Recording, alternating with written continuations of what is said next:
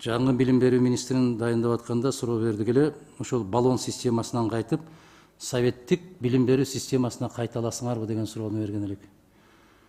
Мен алган жообум боюнча ага каршылыкты көргөн эмес элем.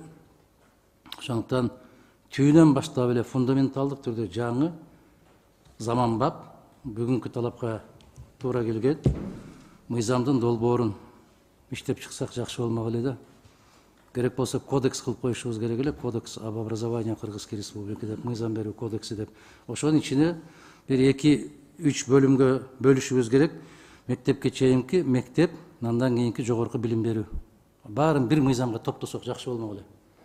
Ушуга бир жумушчу топ түзүлүп, жарым жылда иштеп чыгабы, 1 жылда иштеп чыгабы, анан улам өзгөртүү түзөтүүлөрдү киргизип эле майда барат нерселер менен алек болбой, концептуалдуу мамиле кылсак жакшы болмок. Бирок кирип калгандан кийин мен сунуш бердим эле ошол 38-чи беренесине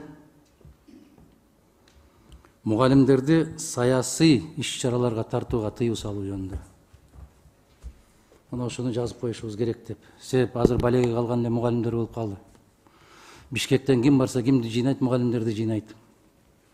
Кандай саясий иш-чара болсо кимдерди топтойт, мугалимдер менен окуучуларды топтойт. Бул мындай болуп калды да, бул бийликтин мындай жыжыр куралына айланып калды да. Залга киши толбой калса да кимди айдайт, студенттерди айдайт. Ушундай нерселерге тыюу салышыбыз керек биз. Урматтуу кесиптештер, ошону карап көрсөңүздөр.